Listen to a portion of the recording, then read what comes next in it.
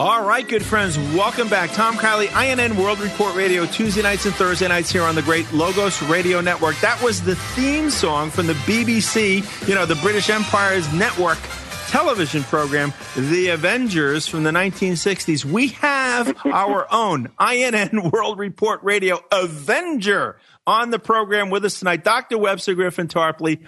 Always a pleasure to have him on the show. I'm going to get right down to it. Dr. Tarpley, thanks for coming on. And first of all, thanks for coming on. Thank you. And I'm looking forward to getting the link to the show, right? You do tape it all, right? Absolutely. The archives are there, and your guy on your website is on top of it, and he always posts it on your Tarpley.net, friends. Tarpley.net. I didn't have time to talk to him this afternoon. Absolutely. He knows. He's smart. Tarpley.net, not just every visit that Dr. Tarpley has had on the show is on there, but so much more information. Now, Webster, I have been saying it for weeks and weeks and weeks on this show. The Balkans, the Crimea, the old Khazar Empire, the confluence between, the Ottoman Turkish Empire, the Austro-Hungarian Empire, the Prussian Empire, the Russian Empire, the Poles, everything. It's all going on again. It seems to me, I feel like we're in a similar kind of a situation, albeit modernized as it was prior to World War I. Am I nuts? No, I think this is an impression that many of us have had, and I thank you for your work in putting that line out, because the similarities are chilling. The problem is that there are very few people left who have had any education in this. Right? There's nobody who's lived through it. They're all dead. And then the sort of the ones who might understand the comparisons are relatively few and far between. So let me just try to remind people what we're talking about. It was on the 28th of June, 1914, that we had these assassinations of the Austrian heir to the imperial throne in Vienna and his wife. They were killed in Sarajevo, part of Bosnia-Herzegovina, at that time under the rule of Austria, not just their administration, but annexed in 1908 or 1909. So that was the detonator. But then there's a period of about a month of generally secret diplomatic activity, which leads then to a declaration of war. The first declaration of war was on July 28th, exactly 1 month later, and that's Austro-Hungarian Empire declaring war against Serbia. And then very quickly we get the mobilizations of the main powers, and of course in those days to activate your mobilization army, not just your standing army, but call in, 5 or 10 years worth of draftees and get them all into one big mass and hurl them at the frontier. That was the equivalent of war. Nobody mobilized without the firm expectation that war was then almost inevitable. And I would point to one or two things about the British role above all, but that maybe just to clear the decks. If you look at books about this, right, like The Sleepwalkers by Clark, or you can read the books by Keegan, who was a fairly well-known military historian, or a number of others. There's also a German school that unfortunately says this, Fritz Fischer, Emanuel Geis. They try to say that it was always Berlin trying to convince Vienna to go to war, right? That they needed to attack Serbia, Belgrade, and crush Serbia. And there is a lot to that, but you have to remember. Well, actually, Webster, can I ask you a deeper question first? Let me ask you something. My brief study of history, albeit nothing like yours, if you look at all the history books, it's like an accident waiting to happen, all of this happenstance, all this circumstance, and some legitimate lone wolf crazy guy who wants independence, blah, blah, blah. That's the historical version. Isn't it more like that the guy who killed the Archduke was, Lee Harvey bin Laden?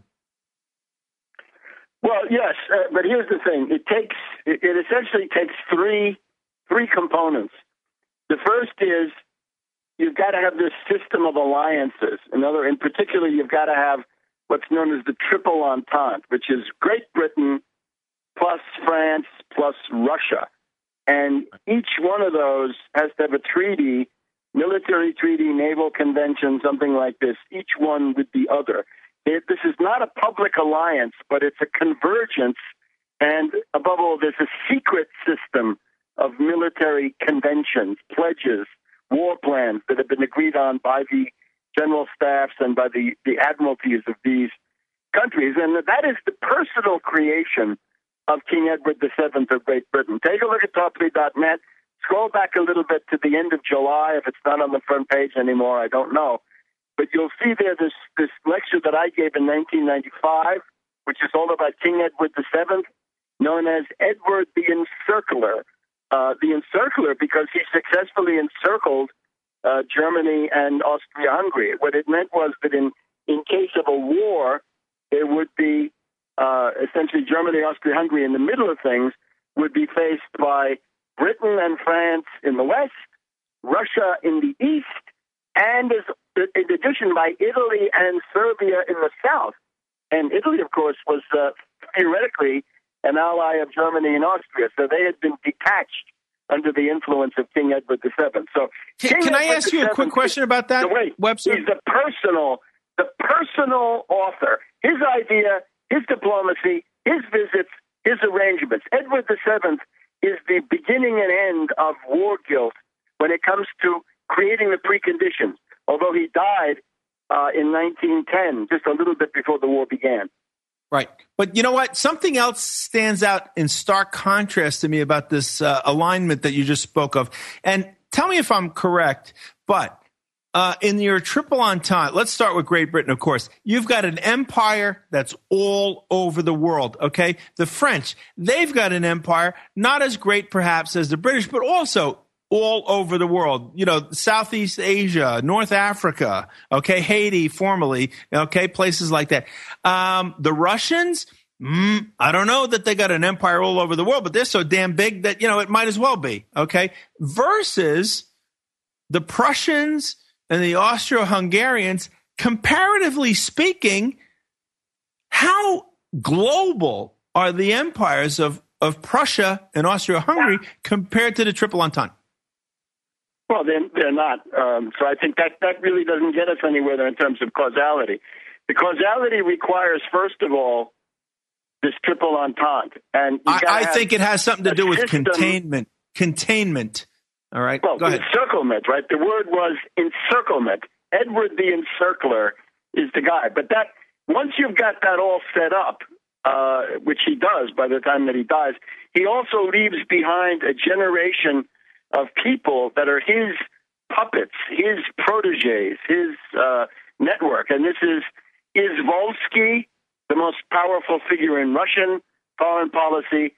And then we have Théophile Delcassé, the most powerful figure in French foreign policy. You've also got politicians like Poincaré, the president of France in 1914, and Clemenceau, who then becomes prime minister of France later on. The importance of them is that these are people, especially on the French side, that Edward VII assembled. He was essentially scheming for about 50 years, right? From about 1860 until his death in 1910, he was assembling this network, which was going to be the network that he unleashed against the strategic challenger to Great Britain. And that very quickly turned out to be Prussia and or Germany. So he's also got with the Turks thrown in, Jackie Fisher at the British Admiralty, and Lord Grey, very important guy. Got to talk about him. But then, as you say, we've got Sarajevo, the trigger. The trigger, what I've shown, and maybe not on your show, but on other programs and above all on my own, that we had people in London who were eagerly waiting for the news from Sarajevo on this fateful Sunday, St. Vitus Day, June 28th, 1914. They're waiting and they're saying, hey, have you heard anything from Sarajevo yet? Did the news come in? Did they blow it or did they make it happen? Sounds like the BBC in New York on 9/11 with Building 7. We've also got similar reports of people in St. Petersburg waiting even a day or two before the visit of the Archduke. They're wondering, has he been assassinated? So there's a good case that people in Paris, as well as in the Russian capital, were aware that an assassination was imminent. And indeed, the guy who does the killing, this Gavrilo Princip, he's a member of this young Bosnia. Now, as soon as I say young, you've got to remember what this is. Giovane Italia, right? Young Italy, Mazzini, right? Giuseppe Mazzini, who is a paid agent of the British Admiralty, and there's no way around it. And then we have young France, young Germany, we have young America. Franklin Pierce and some Confederates were part of the Young America. There's even a town in Minnesota by this name. So you look at these networks. They're well aware that an assassination is imminent. So I think we have every reason to assert that an assassination was planned. And the people doing this are these Freemasonic lodges, and that is pretty much the Edward VII network. And when you say Freemasonry in the late 19th century, early 20th century, what you mean is the Edward VII networks. Okay, so those two things. Indeed, weren't there multiple assassinations planned that day? Wasn't there an earlier try that same day that failed, or within a day or two? Yeah, but we can only blame that on the unbelievable either ineptitude or probably the fact that the security for this poor Franz Ferdinand and his wife was penetrated, right? That they were eager to get him killed. That's so you don't think that one attempt was related to the other? They were totally separate? No, they're the same people. But of course, any competent security would have gotten them the hell out of there immediately, right? Out, right. Gone in a cloud of dust. But no, he stayed. He wanted to go to the hospital to give condolences and to visit the wounded, and then he got himself killed, right? But again, Gavrilo Princip, young Bosnia, that's a British ultra-nationalist network, and there are also then inputs from this thing called the Black Hand of Colonel Apis. Colonel Apis Dimitrievich is a member of the Serbian General Staff, and he's in contact with the Russian ambassador Hardwig and the Russian military attaché Artomonov. So they're all part of this. Well, hold on. We got to go on break, but it's all eerily similar to all of this NGO democracy stuff from Harvard. Hold on. We'll be right back with Dr. Tarpley right after this. Friends, welcome back. We're going to get right back to it. Dr. Webster Tarpley in the house, tarpley.net. All right. You go there, you hear his other broadcasts, you hear this broadcast, and of course his great writings, all there, tarpley.net. If you don't go anywhere else that we talk about on this show, that would be a great place to start. All right. So, Dr. Tarpley, back to, I've said it for weeks on this show. It is eerily reminiscent right now of the factors that were involved in the start of World War I. You mentioned these young Serbs, and I'm thinking Gene Sharp and all this stupid, color revolution stuff. Getting the young kids. Yes. I'm thinking that it's here it is. It's all you've got the old oligarchies butting up against the new oligarchies, containment, China containment, Austro-Prussian containment. It's all there, isn't it?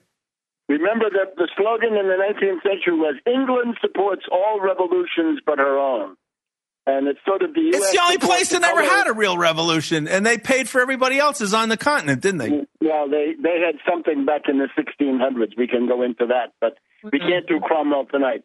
Let me just point to a new document, okay, which has now come to light, which changes the view on some of this stuff, much to the detriment of the British once again. But you got to let me set this up. Now, we got to talk about Earl Grey. Lord Grey was the British Foreign Secretary. I enjoy his tea every morning. There we go. Remember, Edward VII is a cigar, and Earl Grey is a tea bag. So these people have lived on. They have. The question now is, Earl Grey. His father was a house servant of Edward VII. He was a horse groom, right? An equerry, a stable jockey. Stable jockey. So this is a relatively humble origins. But the guy becomes foreign secretary, and he becomes later, remember, peer, House of Lords. So how did he do this? this is the great exercise in duplicity. I got to talk about 3 or 4 different moments of this. Because this is what emerges then. Once everybody in the continent is locked in war, by the time you get to August 1st, 1914, a couple of days ago, in the anniversary. The Guns of August. The Guns of August. Everybody in the continent is at war. They've either mobilized or they're at war. And the big question is, what will Britain do?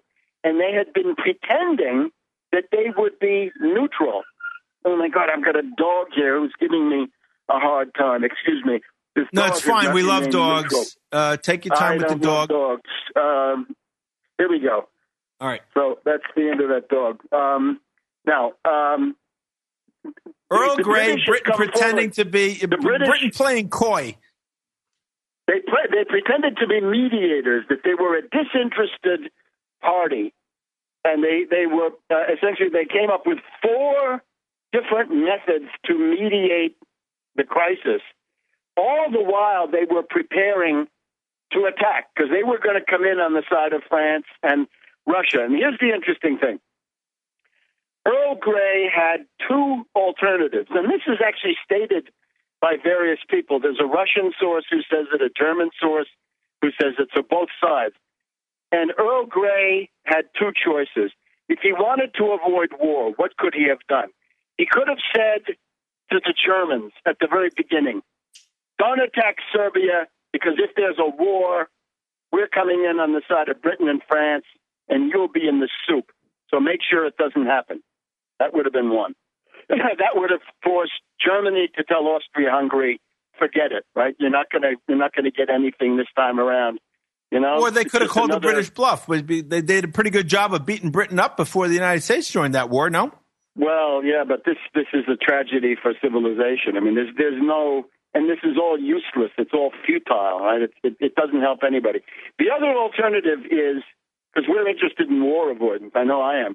The other I know that, but the oligarchs are gamblers when they face an existential threat as they perceive it. All right, then you have to tell France and Russia. Edward Grey could have said to them, look, stay out of war, because if you get into a war, you're on your own. We're not going to help you.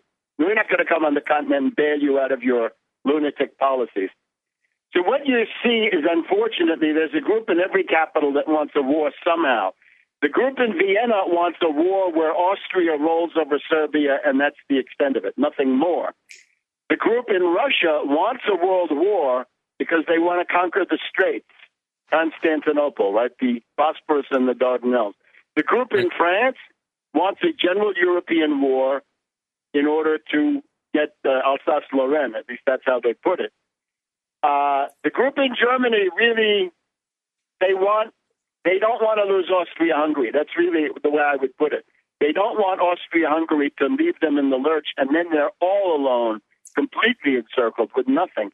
But the group in Britain wants a world war for the purpose of destroying Germany as a strategic, economic, financial, geopolitical competitor in the Middle East, in Africa, in Europe, all over the world. Where they don't have so many colonies yet, but maybe they're starting to function like the Chinese are functioning now, giving their subservient people a better deal. I wouldn't see it in terms of colonies so much. It's just that the German industrial, scientific, technical capabilities were surging ahead, and for the British, this was a challenge they could have met. This is always the interesting thing.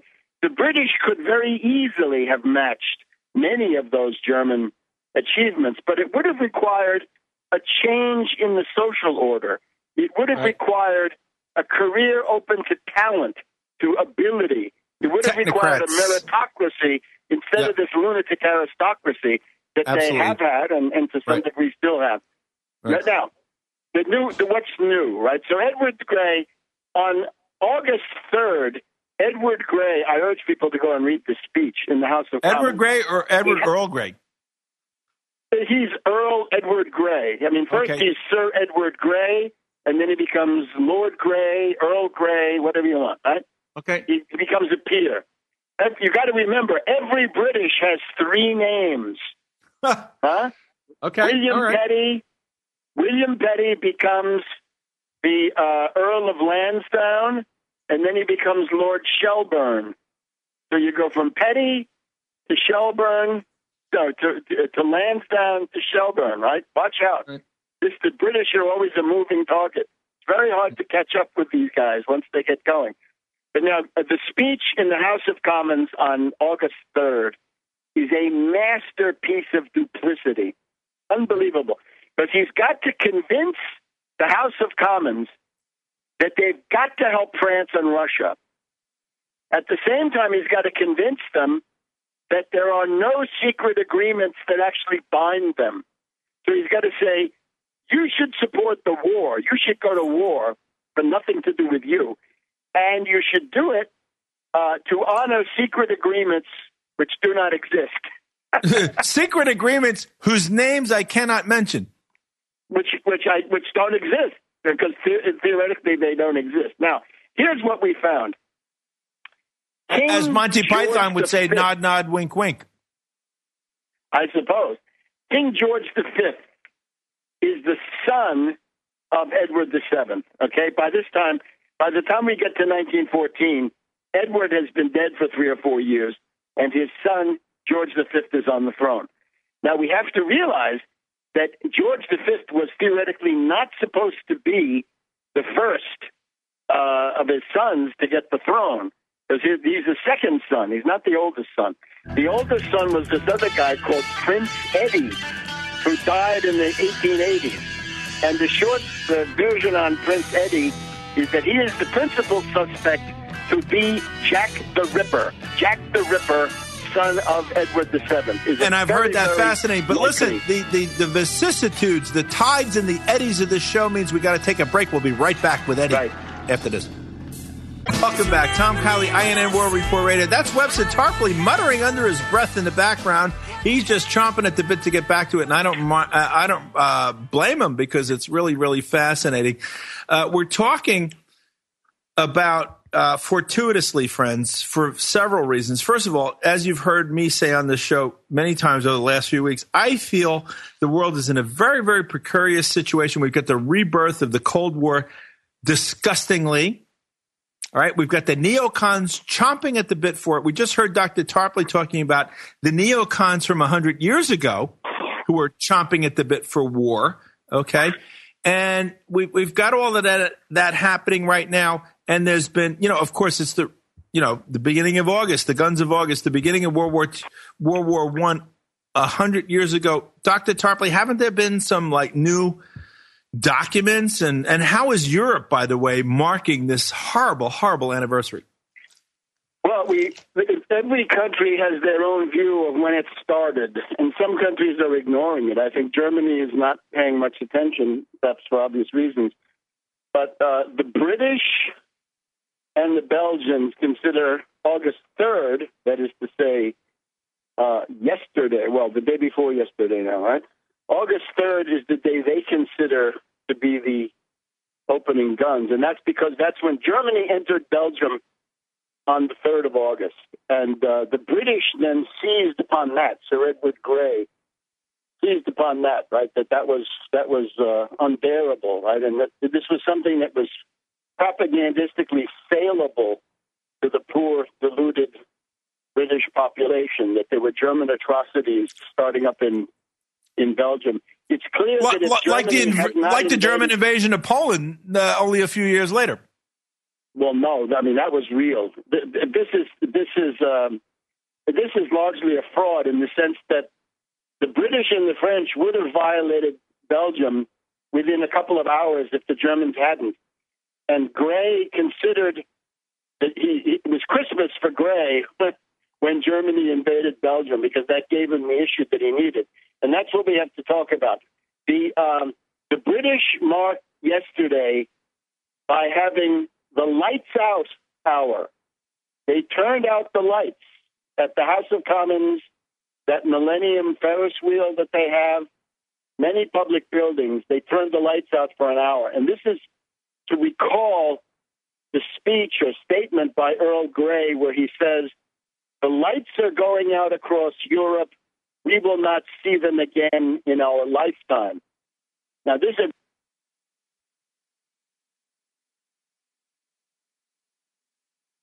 Hello, Dr. Tarpley, are you there? I'm sorry. I thought there was a ringing in the line. No, we're waiting for you. Go ahead.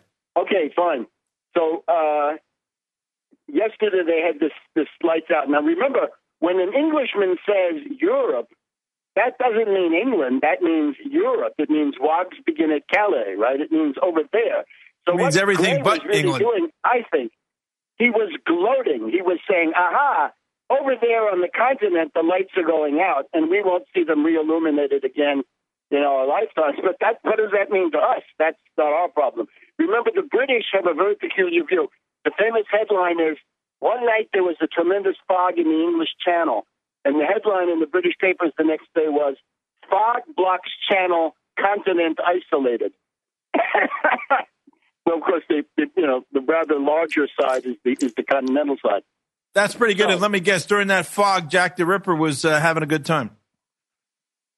Well, Tom, I can see you're in a madcap mood. But the thing then is, yesterday they also had some events. They had in Belgium as well as in Scotland and in England. They had a number of commemorative events. So this is a big theme.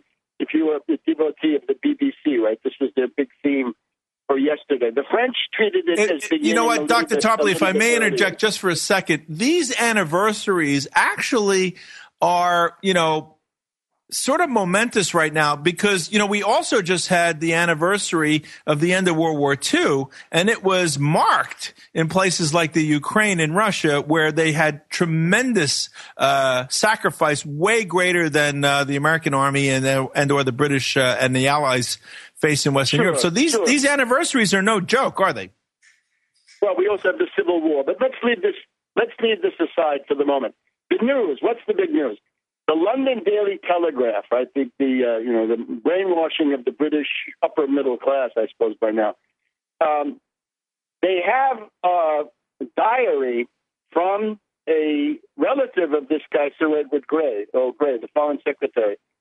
And it's from one of the relatives who says, here's what Edward Grey, Uncle Edward, I think, tells me he was doing when the Great War broke out. And he said he was told, Earl Grey was told on August 2nd, you have got to find a way, Grey, by King George V. So, in other words, the son of Edward VII and the younger brother of Jack the Ripper tells the Foreign Secretary, you've got to find a way, Grey. And the context is, Grey is saying to him, I'm racking my brain, and I can't come up with a reason why the English should want to go to war and have all these tremendous sacrifices over this. And the king then says to him, essentially, that's your job, right? You've got to find a way, Grey. And, of course, Grey finds a way the following morning when the Germans go into Belgium, and he says, thank God, my cause is now, successful.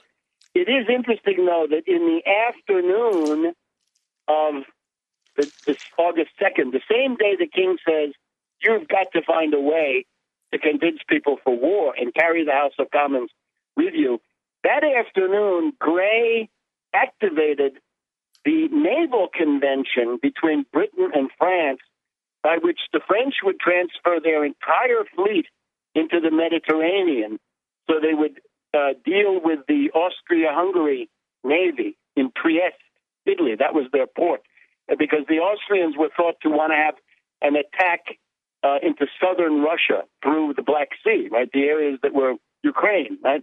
The areas that we're looking at right now. And then on the morning of August 3rd, before Grey gave his speech to the House of Commons, Grey activated the British Expeditionary Force. That is, 160,000 men that were then on their way to very far northern France, right at the Belgian border, and they were going to land in France and then go right across into Belgium without waiting to be invited. So, but the big Dr. Tarpley, 2 quick points of order for your commentary, please, because we really appreciate this. first of all, when you talk about that geographically, that part, you're leaving out the Ottoman Turkish Empire, who were dragged along, right? You're talking about the Dardanelles, the Bosphorus. That leads to Gallipoli and the horrible slaughter that happened there. Okay, number one. Number two, isn't it? And the downfall, by the way, of Winston Churchill, at least temporary, but until World War II, and others who were all behind that. Right. So one more thing, though. Isn't it fair to say, please, because we want to take advantage of your knowledge here on the subject, it's fair to say, right, that the British aristocracy did not know the depth of the bloodletting that they were walking into with the modern mechanized warfare post-United States Civil War with the machine gun and so forth, that they didn't walk into this knowing that the stakes were so high, did they? No, probably not. But see, what you've got to do, though, is to see that the British people are themselves the victims of this very small cabal. In other words, the people who actively want war and are in a position to make that stick, King George V, Edward Grey, Sir Jackie Fisher, the head of the Royal Navy, a couple of ministers, Haldane was the Secretary of War, people like this. But the interesting thing about George V was that he had actually promised the German royal house, the Emperor, William II, Kaiser Wilhelm, he promised him twice that Britain would stay out of the war. There's a letter on July 26th. All right, hold on. We're going to get right back to this after the break. After the break, good friends, it's always a pleasure. We always have great stimulation, knowledge exchange when Dr. Tarpley's on the show. We've got one more segment. Webster, maybe we can have you back on later this week or early next because there's so much that we didn't even get to yet. But let me hand it back to you. We've got one more segment. Let's finish up with World War I. And then I know you've got some really interesting things to tell us about. Yes, precisely. So let's do that.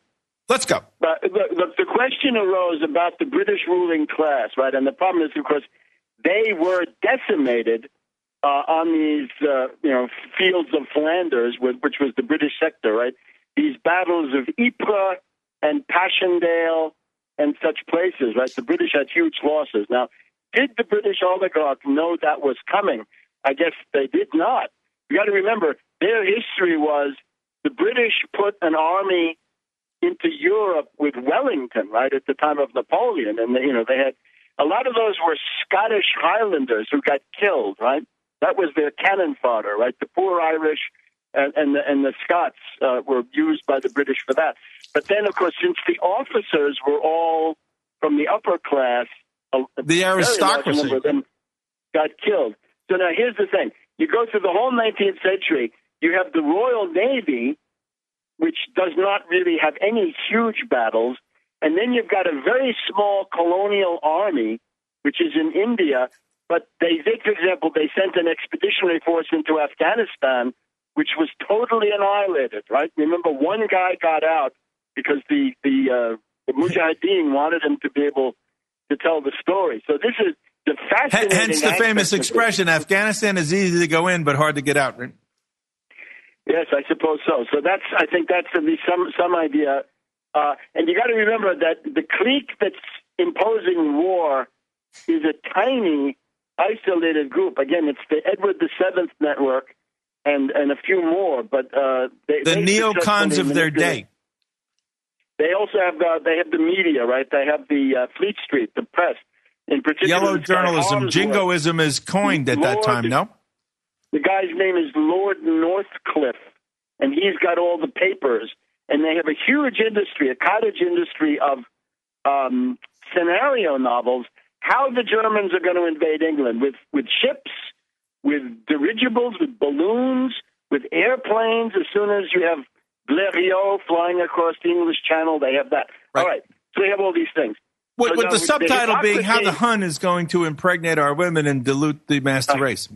Okay, Tom, I can see you're in a wild mood. But the hypocrisy of King George V, if he tells his own foreign secretary, you have to find a way to get us into war, in effect, that, of course, violates what they laughingly refer to as the British Constitution.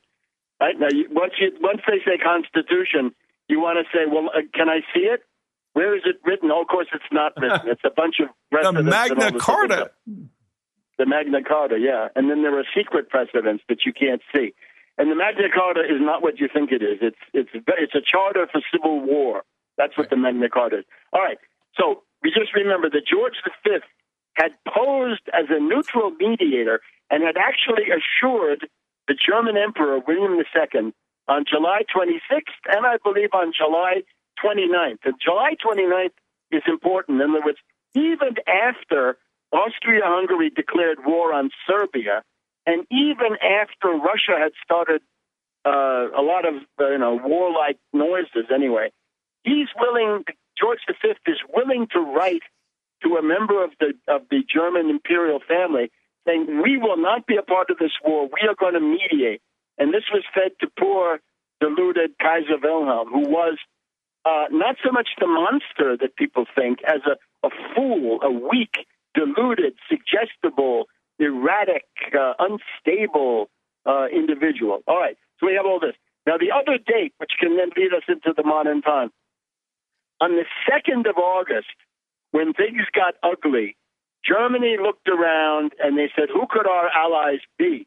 And they sent an envoy to Italy saying, hey, are you gonna live up to your commitments under the Triple Alliance? Right? Answer was no. They sent an envoy to Bulgaria, to Romania. Right? They were looking for other countries. Spain. Turkey. They tried Spain. Turkey. Yeah, and then Turkey is the one we're going to get to. Turkey is the one that panned out. I just want to mention Spain. Spain would have had every reason to say, great, we'll be in it. We'll get Gibraltar back. We'll get those damn British out of Gibraltar. But Edward VII had already fixed that with the dynastic policy of the royal families. He'd gotten marriages going. But then we get the Ottoman Empire, and this is a big one. The entire Middle East crisis that we've been living through now for decades comes from the fact that the Ottoman Empire joined Germany and Austria-Hungary. That became the central because they were so powers. frightened of the British, no? Well, frightened of the British, to some degree frightened of Russia. Remember that there had been a Russo-Turkish war every 20 years or so in the 19th century. So that's true. Russia more locally, but Britain more globally with their wider Middle Eastern possessions, no? Yeah, the British had already detached Egypt, so certainly that's true. So the point is then the British then go to work, starting from Cairo.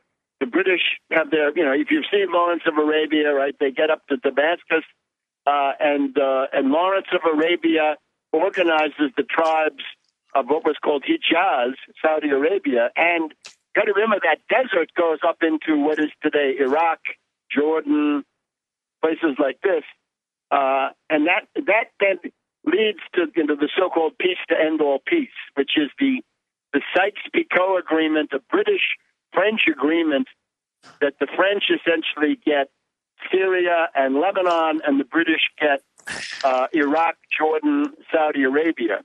Right? This is the arrangement, and that's the Treaty of Sèvres. Okay, there's Versailles for Germany. Let me see if I remember these correctly. There's Neuilly for Austria. There's Trianon for Hungary. Maybe I'm getting them mixed up. But every one of these treaties, what we call Versailles, is a series of Paris suburbs. And the one for the Ottoman Empire is Sèvres. And that leads precisely to the fact that the British get control of Palestine. And out of that grows this tragedy that we've seen in the last couple of decades, right? We have was it Balfour Agreement that was happening, right? Yeah. Balfour is not an agreement. It's a unilateral statement by the British Foreign Office that it's going to become a Jewish homeland. So if we win World War I and we gain control over that part of the world, and you can get the Americans to come in on our side to save our existential threat, you'll get that. Yes. And remember that the Woodrow Wilson ran for president in 1916. He kept us out of war. And then he got a letter from Walter Hines Page, who was the infamous U.S. ambassador to London, telling him, Dear Woodrow, if we don't join the British and the French, they'll be bankrupt. The House of Morgan will be bankrupt. Wall Street will be bankrupt. And everybody will be unemployed, and you'll be in the soup. So don't hesitate, Woodrow. We've got to go to war to make the world safe for democracy. And, of course, it was to make the world safe for the House of Morgan and their British counterparts. He just said it right there. He spilled the beans, how the control over the United States that the financial oligarchs based in Great Britain had over us. Yes. So there you have it in a nutshell. Now, if we look at Ukraine and indeed at the Israeli-Palestinian thing, we can see two flashpoints that could easily go beyond these regional outbreaks, however serious. And in particular on the Malaysian Airlines, right? I think that basically, right, now we can find on the internet a certain amount of study of this, that it looks like this plane was shot down with a 30-millimeter cannon from a tank-busting Sukhoi 25, and the Russian position all along was that they were fighter planes, Sukhoi 25 fighter planes of the Ukrainian Air Force hovering around the Malaysian MH. Did you see the reports, Webster, that people were saying this was a tactic of the Kiev government to tail and hang in the shadow of civilian airliners so as to avoid attack from those military aircraft? In other words, human shields, using civilian airliners as human shields. Yeah, but I would take it another step further. In other words, it seems to me that there's every reason to think that the plane was shot down by a barrage of this 30-millimeter cannon fire. These are like Warthog airplanes. They're anti-tank. No. I got that. I'm saying, what was the plane doing there in the first place? That it was, according to the separatists, that this was a common Kiev tactic to have their fighters hang in the shadow of civilian airliners, thus putting those civilian airliners in grave danger. That assumes that there was a rebel missile involved, and I'm not sure there ever was a rebel missile. I think the whole thing can be neatly seen as these Sukhoi 25s that the Ukrainian Air Force sent up to shoot the plane down. And that's seemingly what this Carlos, the air traffic controller, tells us, right? The Spaniard working in the tower which came out right away. Listen, Webster, we're out of time.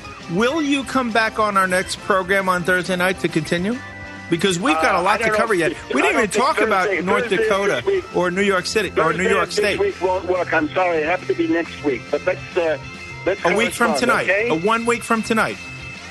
Let's try. Let me tentatively, but don't put it in. I want to nail you down, buddy. Okay. All right. So it'll be hopefully, friends, either next Tuesday or a week from Thursday. All right.